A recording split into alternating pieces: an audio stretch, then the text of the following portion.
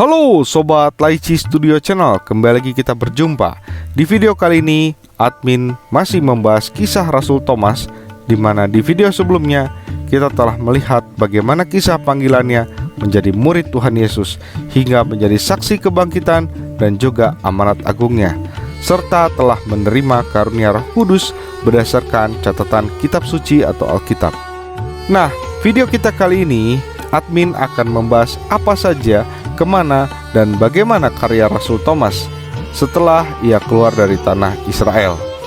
Kisah ini admin mengambil rujukan dari buku Sinaksarion yang dipercaya dan tradisi gereja timur. Oh ya, sebagai peringatan bahwa kisah mengenai Rasul Thomas yang termuat dalam buku Sinaksarion ini memiliki beberapa segmen kisah yang mirip dengan catatan apokrifa yang ditulis sekitar abad kedua, yakni karya Bardesanes, yang memang terkesan seperti legenda. Bagi kamu yang tidak ingin mengetahui kisah ini, silahkan skip aja deh video ini. Namun, bagi kalian yang ingin tahu seperti apa kisah selengkapnya mengenai Rasul Thomas menurut catatan Sinaksarion ini, sebagai penambah wawasan kamu, mari simak video ini sampai habis ya guys. Oke, ayo kita let's go. Menjadi pewarta di India. Sesudah peristiwa kenaikan Tuhan Yesus ke surga dan peristiwa turunnya Roh Kudus, maka para rasul membagi tugas perutusan di antara mereka sendiri untuk menetapkan kemana mereka masing-masing akan pergi berkarya memberitakan firman Allah.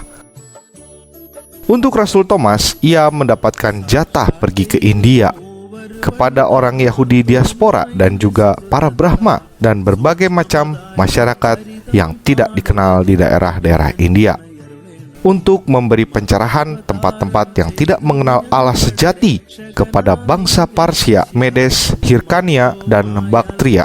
Ada sisi di mana Rasul Thomas merasa khawatir dikirim ke tempat bangsa-bangsa yang belum mengenal Allah sejati. Thomas merasa lemah dan sebagai orang Ibrani, ia merasa bagaimana mungkin bisa mengajar kepada orang-orang India. Namun Tuhan Yesus menampakkan dirinya melalui satu penglihatan, menguatkan dan memerintahkan untuk menjadi pemberani, dan Tuhan Yesus berjanji untuk menyertainya. Segera dia menunjukkan padanya caranya untuk masuk ke wilayah itu.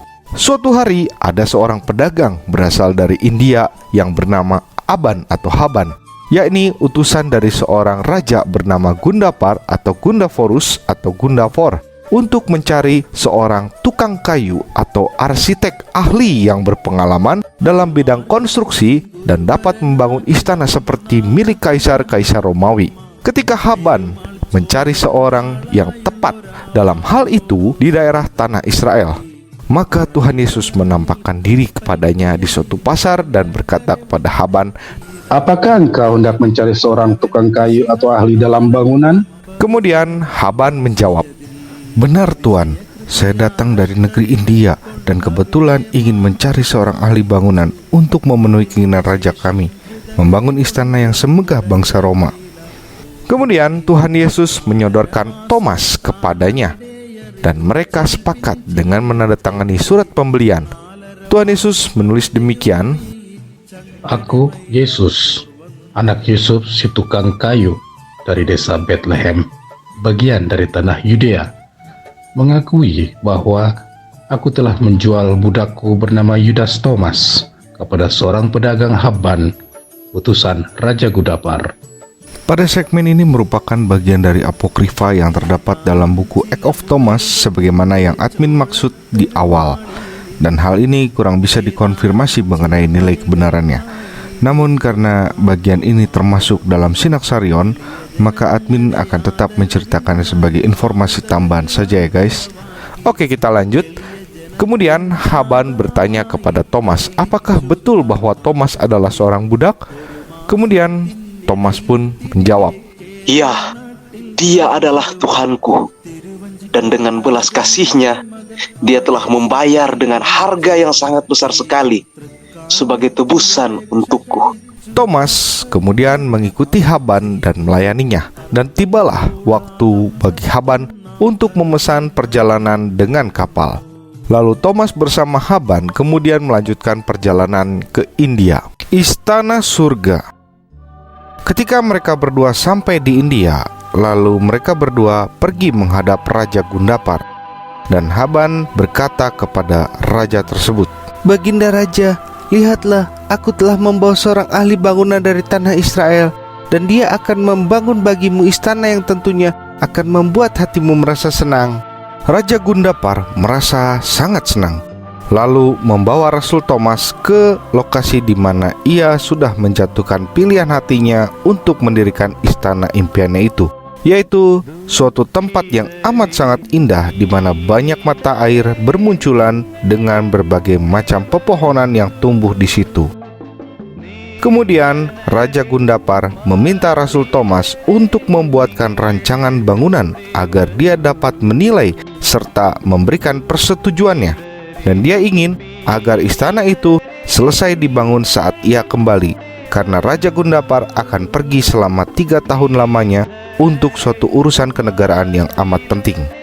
Maka Rasul Thomas mengambil pena dari buluh ilalang, lalu menggambarkan suatu sketsa dengan sangat baik. Sedemikian telitinya rancangan itu, seketika Raja Gundapar memuji sang rasul dan berkata, "Oh, sungguh luar biasa. Sungguh pantas kau disebut sebagai seorang seniman dan layak melayaniku." Maka Raja Gundapar memberi hadiah sejumlah besar emas untuk bangunan itu dan meminta agar sang rasul memulai meletakkan pondasi tanpa ditunda lagi. Tetapi Rasul Thomas menjawab Raja Gundapar itu, katanya, Saat ini merupakan bulan yang tidak pantas untuk memulai pembangunan sebuah istana. Mari kita tunggu sampai bulan Oktober. Thomas diberi sejumlah besar emas, perak, gandum, anggur, minyak, dan kebutuhan-kebutuhan lainnya yang diperlukan untuk menunjang proyek tersebut. Lalu sang raja akhirnya pergi ke luar negeri. Namun sang rasul pergi ke lokasi yang akan dibangun itu, dan dia membagikan semua harta benda yang diterimanya dari sang raja kepada orang-orang yang berkekurangan, orang miskin dan papa, dan dia sendiri mulai bekerja mengabarkan Injil, membuat banyak orang menjadi percaya kepada Kristus, lalu bertobat, dan Rasul Thomas membaptis mereka. Ketika 2 tahun telah berlalu, Raja Gundapar mengirim utusan kepada sang rasul untuk mendengar apakah pembangunannya telah selesai. Namun Rasul Thomas kemudian memberikan jawaban kepada utusan raja tersebut bahwa proses pembangunan istananya hanya tinggal penyelesaian pembuatan atap saja. Mendengar hal itu, sang raja semakin bergembira. Oleh karenanya, kepada Rasul Thomas diberikan lebih banyak emas dan memerintahkan agar melengkapi istananya itu dengan atap yang sangat indah sesegera mungkin. Menerima tambahan emas, Thomas menengadahkan tangan dan wajahnya ke langit sembari berkata, Aku berterima kasih kepada Engkau, ya Tuhan yang mengasihi umat manusia, karena Engkau yang mengatur penyelamatan manusia dengan berbagai cara.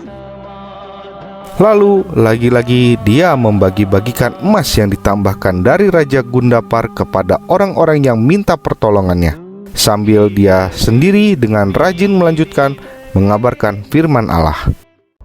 Setelah beberapa waktu berlalu dan Raja Gundapar telah mendengar bahwa Thomas tidak juga memulai melaksanakan apa yang diperintahkannya, karena Thomas telah membagikan semua emas kepada para fakir miskin, dan bahwa si ahli bangunan tidak memperdulikan pembangunan tersebut, tetapi justru keluar masuk kota dan desa-desa mengajarkan tentang dewa baru dan melakukan mukjizat-mukjizat. Maka sang raja sangatlah murka kepadanya, lalu mengirimkan para pasukannya untuk menangkap Rasul Thomas. Ketika mereka membawa Thomas ke hadapan sang raja, maka raja itu pun bertanya kepadanya, "Apakah kamu telah membangun istana yang kuminta?"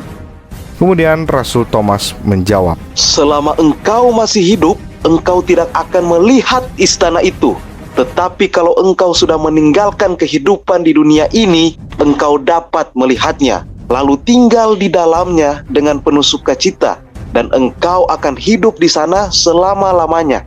Sang raja mengira bahwa Thomas telah mengolok-oloknya, sehingga raja merasa sangat sakit hati. Lalu Raja Gundapar memerintahkan agar Rasul Thomas dimasukkan ke dalam penjara bersama dengan saudagar Haban yang telah membawa Thomas ke hadapan sang raja. Di penjara itu, Haban sangat merana mengingat akan eksekusi yang bakal diterimanya, karena raja bermaksud agar mereka berdua dikuliti hidup-hidup dan dibakar dalam api unggun. Sementara mereka ada di dalam penjara, Haban menyalahkan Rasul Thomas sembari berkata, "Engkau telah menipu aku, juga menipu sang raja dengan menyebut dirimu sendiri seorang arsitek yang ahli. Dan kini, lihatlah, engkau telah menghambur-hamburkan emas milik sang raja dengan sia-sia dan tanpa guna, serta telah merusak hidupku. Karena kamulah maka aku akan menderita dan harus mati dengan cara yang mengerikan, karena raja bersikeras akan membunuh kita berdua." Namun Rasul Thomas menenangkannya dengan berkata, Janganlah takut, karena belum waktunya tiba bagi kita untuk mati. Kita akan tetap hidup dan segera bebas. Dan sang raja akan memberi kita penghormatan atas istana yang telah kubangun baginya di kerajaan surga. Pada malam itu juga saudara laki-laki Raja Gundapar yang bernama Gad atau Gadana jatuh sakit, lalu menyuruh utusannya untuk menghadap kepada raja sembari mengatakan, "Karena kesusahanmu, maka aku juga menjadi murung. Dan dari kesedihan ini, aku jatuh sakit. Sekarang aku sudah hampir mati." Dan tidak lama sesudah itu, maka saudara sang raja itu pun sungguh-sungguh meninggal dunia. Sang raja melupakan tekanan batin yang dialaminya sebelumnya, jatuh dalam derita yang baru dan tidak dapat dihiburkan. Dia meratapi kematian saudara lelakinya itu. Namun malaikat Tuhan membawa roh orang mati itu, membawanya ke rumah besar surgawi dan membimbingnya berkeliling ke tempat-tempat tinggal yang ada di situ, menunjukkan istana-istana yang sangat indah dan berkilauan yang tidak terhitung banyaknya. Di antara istana-istana itu ada satu istana yang sangat indah dan megah, yang keindahannya tidak dapat diungkapkan dengan kata-kata. Kemudian malaikat bertanya kepada roh Gad orang itu, "Dari semua istana ini, istana manakah yang kamu senangi untuk kamu tinggal di dalamnya?" Lalu roh Gad itu menatap istana yang paling indah, katanya, "Bila diizinkan untuk tinggal di istana ini, meskipun hanya di salah satu sudutnya saja, aku tidak butuh apapun lagi." Namun malaikat berkata kepada roh Gad, "Kamu tidak boleh tinggal di dalam istana ini, karena istana itu adalah milik saudara lelakimu." Kemudian Gad menjawab, "Aku memohon dengan amat sangat kepadamu, Tuan. Izinkanlah aku pergi kepada saudara lelakiku, dan aku akan membeli istana ini darinya, karena belum menyadari keindahan istana ini. Dan setelah aku bayar, aku akan kesini lagi." Lalu malaikat mengembalikan roh Gad itu kepada tubuhnya, dan akhirnya Gad pun hidup kembali. Bagaikan terbangun dari tidur, dia bertanya kepada orang di sekelilingnya tentang saudaranya, yakni Raja Gundapar, dan meminta agar sang raja dibawa kepadanya secepatnya. Raja Gundapar begitu mendengar saudara laki-lakinya itu hidup kembali, sangatlah bersuka cita dan segera mendatanginya. Dan ketika menyaksikan saudaranya benar-benar hidup lagi, bertambahlah sukacitanya. Kemudian orang yang baru bangkit dari kematiannya itu berkata kepada Raja Gundapar, "Aku tahu pasti, oh Baginda Raja, bahwa engkau memang benar-benar mengasihiku sebagai saudaramu. Karena aku tahu engkau sangat mengasihiku. Dan bila mungkin bagimu membebaskanku dari kematian, engkau akan memberikan setengah dari kerajaanmu." Sang raja memberikan jawaban, "Ya, memang benar saudaraku." Kemudian Gad melanjutkannya, "Jika engkau menyayangiku, aku memohon kepadamu sebuah hadiah. Janganlah menolaknya." Sang raja menjawab, segala yang kumiliki di dalam kerajaanku ini. Jika kau memintanya saat ini juga, maka aku akan memberikannya kepadamu, adikku." Begitu kata Raja Gundapar dengan menegaskan janjinya itu dengan bersumpah. Lalu Gad, saudaranya laki-laki itu, berkata, Berilah aku istanamu yang di surga, dan sebagaimana gantinya, ambillah semua harta milik kepunyaanku untukmu. Ketika mendengar kata-kata ini, sang raja menjadi gusar dan terdiam seketika. Kemudian raja berkata, "Sejak kapan aku memiliki istana di dalam surga?" Lalu Gad menceritakan semua pengalaman yang dialaminya itu dan menceritakan kepada sang kakak dengan berkata, Sungguh, di surga ada sebuah istana yang tidak engkau ketahui, dan istana seperti itu belum pernah ada ataupun dilihat di bumi. Itu telah dibangun untuk dirimu, Thomas, yaitu dia yang telah engkau tahan dalam penjara. Aku telah melihatnya dengan terpesona dan keindahannya yang tidak dapat digambarkan, dan aku meminta tinggal di dalamnya meski hanya di sudutnya. Tetapi hal itu tidak diperbolehkan karena malaikat yang membimbingku berkata, "Engkau tidak boleh tinggal di istana ini, karena ini milik saudaramu dan telah dibangun oleh Thomas yang kamu kenal itu." Maka aku meminta kepada malaikat itu untuk kembali pulang padamu, agar aku bisa membeli istana itu darimu.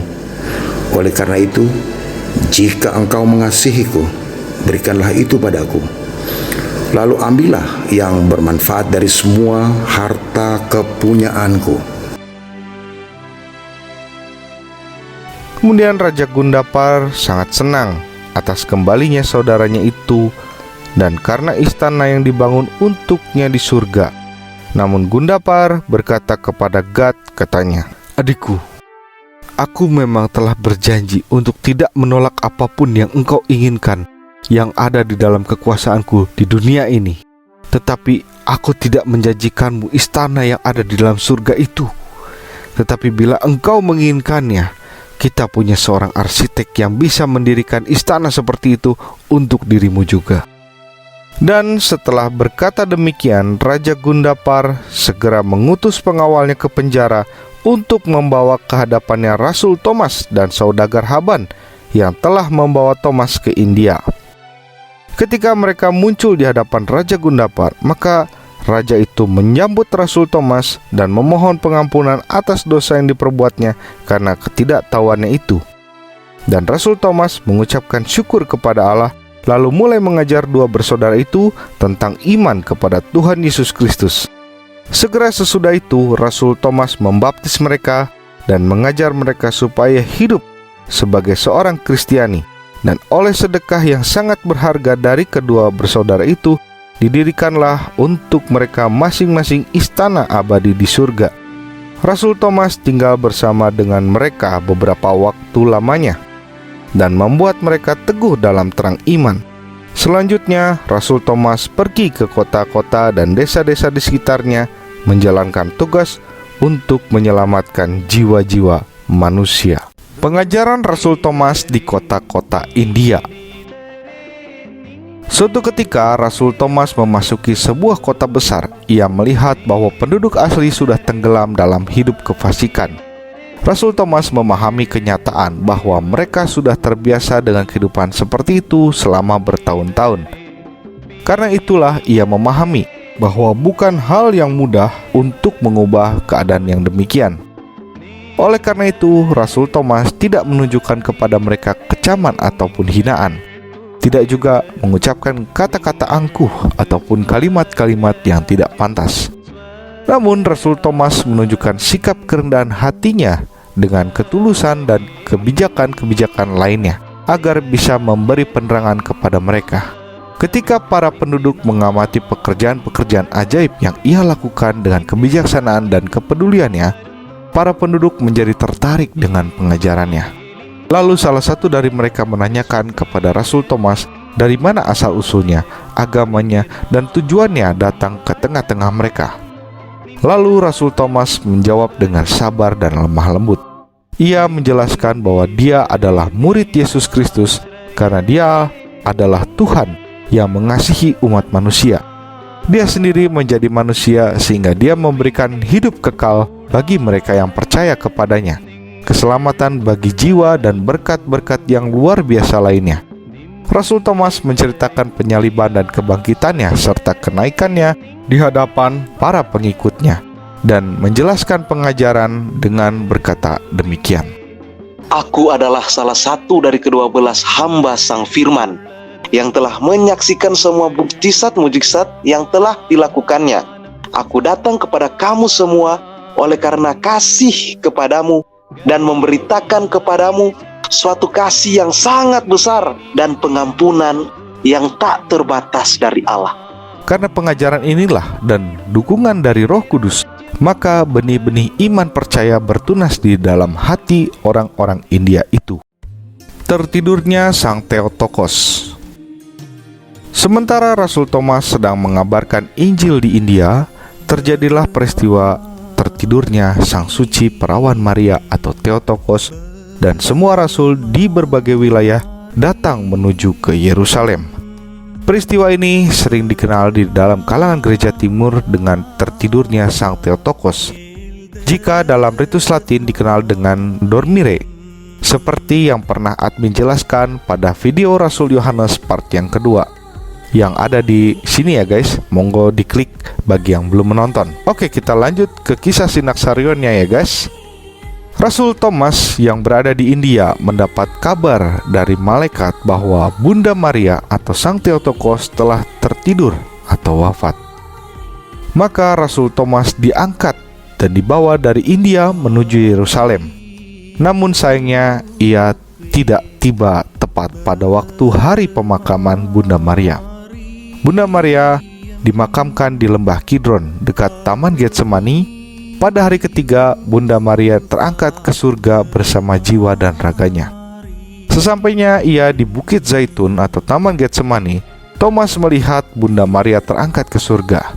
Ketika Thomas sedang melihat Bunda Maria, ia berteriak dalam kesesakan, sebab ia tidak bisa menghabiskan hari-hari terakhirnya bersama Ibu Tuhan dan menerima berkat-Nya.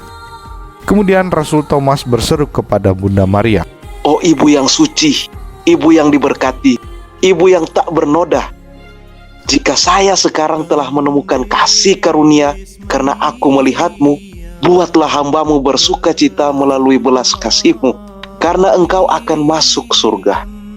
Kemudian Sang Theotokos atau Bunda Maria memberikan kain ikat pinggangnya dan berkata kepadanya, "Terimalah ini anakku." Dan akhirnya Sang Theotokos atau Bunda Maria pun berlalu. Kemudian Rasul Thomas turun untuk berjumpa dengan para murid lainnya yang sedang menunggui makam Bunda Maria. Lalu Thomas duduk di samping mereka semua. Hatinya Thomas merasa sedih karena ia tidak dapat hadir pada saat wafatnya atau tertidurnya Sang Theotokos Bunda Maria itu, sebagaimana rasul lainnya telah hadir. Maka ia pun berkata, Kita semua adalah murid dari Tuhan kita. Kita semua mengabarkan kabar yang sama. Kita semua hamba dari Tuhan kita Yesus Kristus. Lalu mengapa kalian semua dianggap layak untuk menyaksikan beristirahatnya Ibu Tuhan? Tetapi kenapa aku tidak? Apakah aku bukan seorang rasul? Apakah mungkin Allah tidak berkenan kepada pekerjaan pekabaran Injil yang kulakukan? Aku mohon kepada kalian sesama murid, bukalah kubur ini, agar aku juga dapat menyaksikan jasadnya, lalu memeluknya, serta mengucapkan selamat jalan padanya. Lalu para murid lainnya melakukan apa yang diminta Thomas dan membuka makam itu. Namun mereka mendapati bahwa jasadnya telah tiada, karena dengan ketidakrusakannya serta keabadian, bahkan sebelum kedatangan Yesus Kristus kedua kalinya dalam kebangkitan seluruh umat, di mana orang-orang yang benar akan menerima tubuh yang tidak dapat rusak. Kembalinya Thomas ke India. Sesudah kejadian tersebut, maka kembalilah Thomas ke tanah India dan memberitakan Kristus di sana. Ia mempertobatkan banyak orang kepada iman Kristen dengan tanda-tanda dan perbuatan-perbuatan ajaib. Thomas menetap sementara di kota Milapur. Dia memberi pencerahan kepada banyak orang dengan memberitakan Injil dan membuat mereka semakin teguh beriman. Suatu hari terdapat sebuah balok kayu yang sangat besar yang terdapat di pinggir pantai, dan tidak ada satupun manusia ataupun gajah yang dapat memindahkannya. Thomas membelitkan tali pinggangnya ke kayu itu dan langsung menyeretnya sejauh kurang lebih 1 mil jauhnya. Lalu balok kayu tersebut digunakan untuk bahan bangunan membangun sebuah gereja. Melihat hal itu, maka orang-orang Kristen di India semakin dikuatkan iman percaya, dan banyak orang di situ akhirnya menjadi percaya pula. Rasul Thomas juga melakukan mujizat-mujizat lainnya di sana yang lebih hebat daripada sebelumnya. Suatu ketika ada seorang Brahmana yang tidak suka dengan karya Rasul Thomas di India. Brahmana itu mengatur siasat agar Rasul Thomas mendapatkan hukuman mati dari penguasa setempat. Brahmana itu membunuh anak kandungnya sendiri, dan ia memberikan fitnahan kepada Rasul Thomas bahwa Rasul Thomaslah yang membunuh anak itu. Kemudian kasus ini pun akhirnya membawa Rasul Thomas untuk diadili oleh pemerintah setempat. Pada kasus ini tidak ditemukan saksi mata satupun yang mengarah kepada Rasul Thomas bahwa ia adalah pelaku pembunuhan tersebut. Kemudian Rasul Thomas meminta kepada raja sebagai hakim di situ dan sembari berkata, "Bebaskan aku, dan di dalam nama Allahku, aku akan menanyai anak ini sendiri. Siapa yang telah membunuhnya?" Lalu mereka membawa Thomas serta jasad anak Brahmana itu. Kemudian Rasul Thomas menengadahkan wajahnya ke langit. Thomas mula-mula berdoa kepada Allah, kemudian berkata kepada jasad tersebut, katanya, "Dalam nama Tuhanku Yesus Kristus, aku memintamu, hai anak muda, beritahukanlah kepada kami siapa yang telah membunuhmu." Dan seketika jasad anak itu pun menjawab, Ayahku sendirilah yang telah membunuhku. Lalu semua orang yang hadir di situ terheran-heran dengan kejadian tersebut. Mereka sangat takjub. Akhirnya Rasul Thomas pun dibebaskan, dan nasib Brahmana itu malah mendapat hukuman dari raja. Sesudah peristiwa ini, maka sangatlah banyak orang yang bertobat dan percaya kepada Allah dan menerima baptisan melalui pelayanan Rasul Thomas. Kemartiran Rasul Thomas di kota Milyapur. Selanjutnya, Rasul Thomas kembali melakukan perjalanan ke wilayah di mana Raja Masdai atau Misdai berkuasa. Ia mengabarkan Injil Kristus di sana. Rasul Thomas berhasil mempertobatkan banyak orang. Salah seorang wanita yang bernama Sindikia, yakni keponakan Migdonia, seorang istri dari Karizius, anggota keluarga kerajaan. Sindikia mendorong Migdonia untuk mempelajari kebenaran dan percaya kepada satu Allah yang diberitakan oleh Rasul Thomas. Kemudian Migdonia berkata kepada Sindikia, "Aku ingin bertemu langsung dengan orang itu yang memberitakan Allah sejati dan ingin mendengar langsung pengajarannya." Lalu Sindikia menjawabnya, "Jika engkau ingin bertemu dengan Rasul Thomas, maka dandanilah dirimu dengan pakaian wanita sederhana, sehingga engkau tidak akan dikenali, dan nanti kita akan pergi bersama." Migdonia mengikuti saran itu lalu pergi bersama dengan Sindikia. Mereka mendapatkan sang rasul sedang mengajar dan memberitakan Injil Kristus di tengah-tengah kumpulan banyak orang yang miskin dan sederhana. Mereka berdua membaur di tengah-tengah kumpulan orang itu. Keduanya turut mendengarkan pengajaran Rasul Thomas. Rasul Thomas berbicara panjang lebar mengenai Tuhan Yesus Kristus dan mengajar mereka untuk percaya kepada Sang Kristus. Lebih dari itu, Rasul Thomas juga mengajar mereka. Ia berbicara tentang maut, penghakiman terakhir, kerajaan maut, dan kerajaan surga. Setelah mendengarkan itu semua, hati Migdonia tergerak dan ia mulai percaya kepada apa yang Rasul Thomas ajarkan. Ketika Migdonia kembali ke rumah dan dia mempertimbangkan semua ucapan Rasul Thomas dan membicarakan dengan Sindikia keponakannya itu, dan mereka semakin teguh dan kuat akan imannya. Sejak saat itu, Migdonia mulai menunjukkan sikap perubahannya untuk menjauhi hal-hal yang bersifat kedagingan.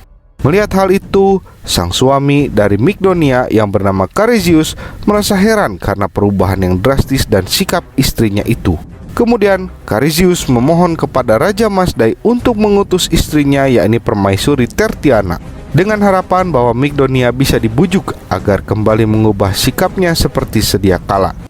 Karena Migdonia dan Tertiana adalah saudara-saudara, maka Tertiana sang permaisuri itu pun pergi ke Migdonia dan bertanya mengapa ia mengubah sikapnya seperti itu kepada suaminya.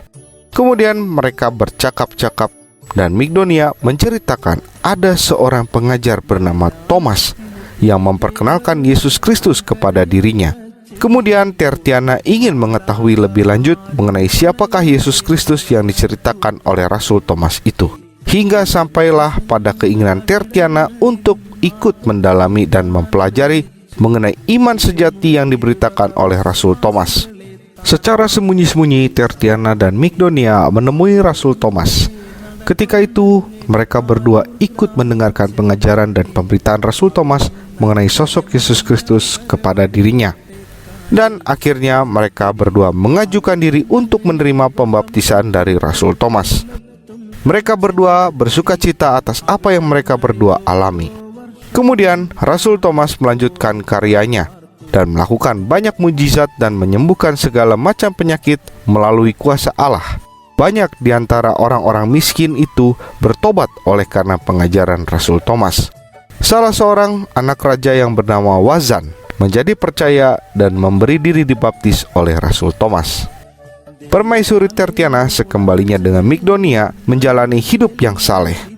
Sang Raja Masdai menjadi heran atas perubahan yang terjadi pada istrinya itu. Dan sang raja berdiskusi dengan Karizius dengan berkata, "Karena ingin mengembalikan istrimu kepadamu, maka aku pun kehilangan istriku sendiri, dan dia bersikap aneh akhir-akhir ini. Apa yang istrimu lakukan kepada Tertiana?" Kemudian Raja Masdai dan Karizius sepakat untuk melakukan penyelidikan ketat untuk menemukan apa yang menjadi alasan atas perubahan yang terjadi pada istri-istri mereka. Lalu mereka mendengar bahwa ada seorang pendatang asing yang bernama Thomas yang mengajarkan tentang iman Kristen. Kemudian mereka juga mendengar bahwa Wazan, anak raja, dan beberapa anggota keluarga kerajaan dan banyak rakyat kecil telah menjadi percaya kepada Yesus Kristus akibat pengajaran Thomas. Akhirnya, hal ini membuat raja dan Karizius merasa sangat marah. Lalu mereka memutuskan untuk menangkap Thomas dan memasukkannya ke penjara. Selanjutnya, Rasul Thomas dibawa ke hadapan raja untuk diadili. Kemudian, raja bertanya kepadanya, "Siapakah engkau? Seorang budakkah atau seorang merdeka?" Lalu Rasul Thomas menjawab raja itu, Aku adalah seorang budak dari Dia yang atasnya engkau tidak memiliki kewenangan. Kemudian sang raja menjawab, "Aku tahu engkau adalah seorang budak licik yang telah kabur dari tuanmu dan lari ke daerah ini untuk membuat kejahatan kepada rakyat kami dan membuat bingung istri kami. Katakan kepadaku, siapa tuanmu itu?" Kemudian Rasul Thomas menjawab raja itu, Tuanku, ialah seorang penguasa langit dan bumi, Allah dan pencipta segala makhluk.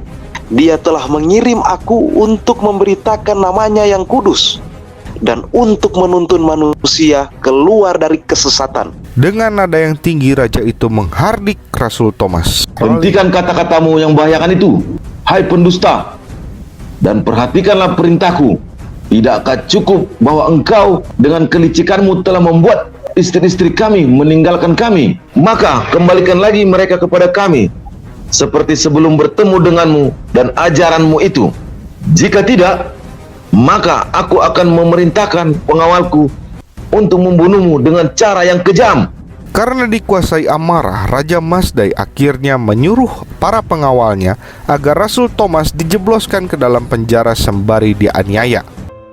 Pada tengah malam, orang-orang Kristen masuk ke dalam tahanan Rasul Thomas. Dia kemudian menasehati mereka untuk tetap teguh dalam iman dan untuk tidak takut dengan kemungkinan kematian yang sementara, agar mereka mencapai kehidupan yang abadi. Rasul Thomas juga menasehati dan mengkatekise mereka. Setelah itu datanglah Tertiana, Migdonia, dan seorang wanita lain yang bernama Marcia yang turut berbagi penderitaan dengan Rasul Thomas. Tetapi ia berkata kepada wanita itu, "Anak-anakku dan kawan sekerja di dalam Tuhan kita Yesus Kristus, dengarkanlah kata-kata terakhirku ini. Besok aku akan menghadap kepada Tuhanku untuk menerima hadiah atas berbagai karyaku selama ini, dan aku bersuka cita serta berbahagia karenanya, karena waktu untuk menerima upahku telah tiba. Tetapi tetaplah kalian teguh dalam iman, janganlah ragu atau berputus asa saat kalian menyaksikan kematianku. Karena kematian ini sendiri bukanlah kematian sejati, karena kemudian aku akan menikmati hidup kekal dan sukacita daripadanya, yang juga akan kalian dapatkan apabila kalian tetap menjaga iman percaya sampai akhir hayat." Namun, para wanita itu menangis karena mereka tahu bahwa Raja Mazdai akan segera membunuhnya. Sementara para penjaga memberitahu kepada Raja Mazdai bahwa tahanan yang bernama Thomas itu telah dikunjungi istri dan anak raja. Setelah mendapatkan laporan itu, Raja Mazdai segera datang ke penjara untuk menanyakan kepada Rasul Thomas. Raja itu bertanya sekali lagi kepada Thomas, apakah Thomas seorang budak atau orang yang merdeka? Kemudian Rasul Thomas berkata kepada Raja, "Aku seorang budak dari Tuhanku Yesus Kristus, yang adalah Allah sejati dan tinggal di surga. Dia telah mengutusku kemari agar dapat menyelamatkan banyak orang di antara kamu." Tetapi Raja Mazdai berkata kepada Rasul Thomas, Lelah aku mendengarkan ocehanmu itu. Oleh karena itu, aku akan segera menjatuhkan sanksi hukuman mati yang patut engkau terima, sehingga aku dapat melepaskan rakyatku dari kuasa sihir dan kejahatan-kejahatanmu. Sang raja membawa Rasul Thomas pergi keluar kota bersama para tentaranya. Kemudian mereka telah menempuh perjalanan 1 mil jauhnya. Raja Mazdai menyerahkan Rasul Thomas itu kepada tentaranya dan memerintahkan mereka untuk membunuh Rasul Thomas dan menikam tubuhnya dengan tombak. Raja Mazdai setelah memberi perintah itu kepada prajuritnya, ia pergi ke kota Aksium. Wazan, anak Raja Mazdai, dan Sipor dan beberapa orang lainnya segera menyusul Rasul Thomas. Ketika mereka berhasil menyusulnya, mereka menangisi Rasul Thomas. Rasul Thomas minta izin kepada tentara-tentara itu untuk berdoa memohon kepada Tuhan, katanya, "Oh Tuhan Allahku, Engkaulah harapan dan keselamatan orang percaya. Ambillah diriku ini dan terimalah kehadirat-Mu. Lihatlah, aku telah menuntaskan pekerjaan-pekerjaan yang telah Engkau tetapkan bagiku, dan juga telah melaksanakan perintah-perintah-Mu. Maka dari itu, berikanlah kepadaku kebebasanku hari ini." Setelah itu, Rasul Thomas memberkati orang-orang percaya itu, lalu ia menunjuk Sipor menjadi seorang presbiter dan Wazan menjadi diakonnya, dan memerintahkan mereka untuk menjaga peningkatan jumlah orang-orang percaya dan pertumbuhan gereja Kristus. Lalu Rasul Thomas membalikan badan dan menghadap pada tentara itu sembari berkata, "Sekarang laksanakanlah apa yang raja telah perintahkan kepadamu." Maka para tentara itu menancapkan tombak ke tubuh Thomas. Lalu Thomas itu mengakhiri masa hidupnya di muka bumi di dekat kota Milyapur. Oke, sampai jumpa lagi di video selanjutnya. Bagi kamu yang merasa terberkati oleh channel ini, jangan lupa klik tombol jempol ke atas atau tombol like-nya kalau kamu suka dengan video ini, dan klik tombol subscribe supaya kamu bisa terus pantau perkembangan video selanjutnya. Berikan juga komentar dan saranmu di kolom komentar. Tuhan Yesus memberkati.